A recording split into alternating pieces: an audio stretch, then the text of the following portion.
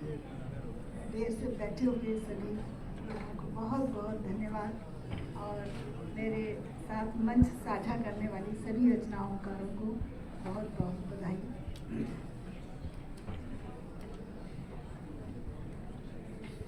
आज के कार्यक्रम की विज्ञप्ति में राजकमल प्रकाशन ने 21वीं शताब्दी को स्त्रियों की शताब्दी कहा है। हम शताब्दी की चौथाई की सरहद पर हैं, यानी अभी 75 साल बाकी हैं। मेरी आंखें बाकी के 75 सालों पर टिकी हैं, लेकिन मेरे उपन्यास जहाज 5 पाल वाला का कथानक पीछे के 40-50 सालों पहले की उन स्त्रियों से संबंधित है जो पिछड़े परिवेश से निकलकर नए सरोकारों से जुड़ने की छटपटाहट से भरी है। वे कोई महान हस्तियां नहीं हैं, बहुत आम हैं, लेकिन वे कथित समाज का प्रतिनिधित्व नहीं करती। वे संघर्ष करती हुई हैं तो विचलन का भी शिकार है। उनमें साहस के साथ साथ डर भी है। वे ट्रेजेडी का शिकार होती हैं, लेकिन उनके चरित्र में कॉमेडी का भी स्पर्श है।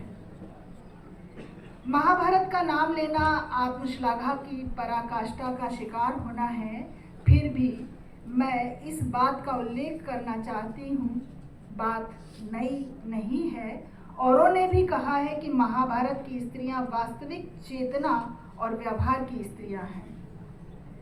मैं महाभारत का आदर्श गढ़ने की कल्पना नहीं कर सकती हूँ, लेकिन तुच्छ नकल करने की कोशिश तो कर ही सकती हूँ।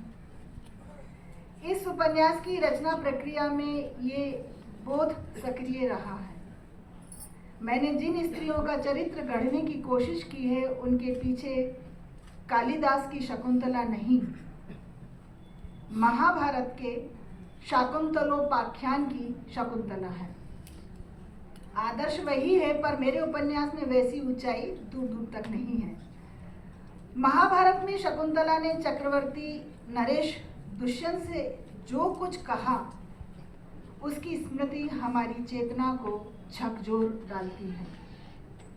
हम आधुनिक स्त्रियों के लिए और मेरी जैसी लेखिकाओं के लिए महाभारत में कहा गया दुष्यंत के प्रति शकुंतला का वाक्य उन तमाम दबावों और स्मृतियों से मुक्त होने को आह्वान करता है, जो हमारी चेतना की तमाम परतों पर आज भी कुहासे दर कुहासे की तरह छाया हुआ है।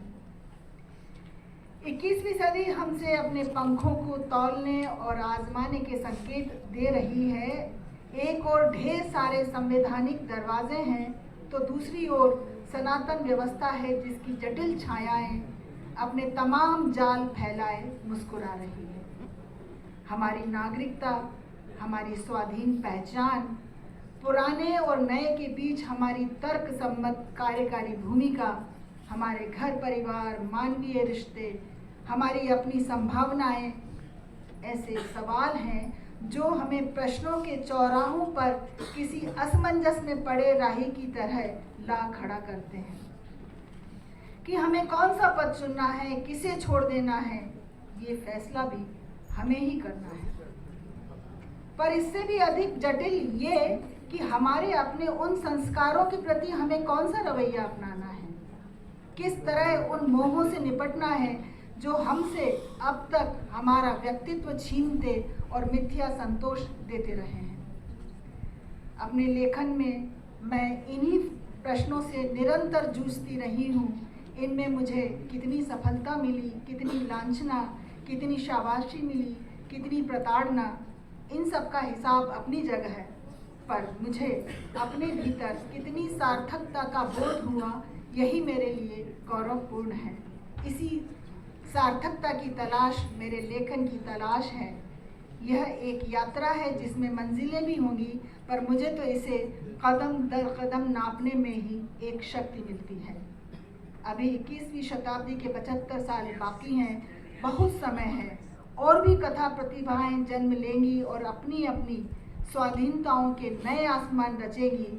तब जो सभ्यता आकार लेगी उसमें स्त्री अपनी समूची सत्ता के साथ न केवल आत्मविश्वास से खड़ी मिलेगी बल्कि अपनी शताब्दी की पहचान बन मुस्कुराती मिलेगी। इसी आशा के साथ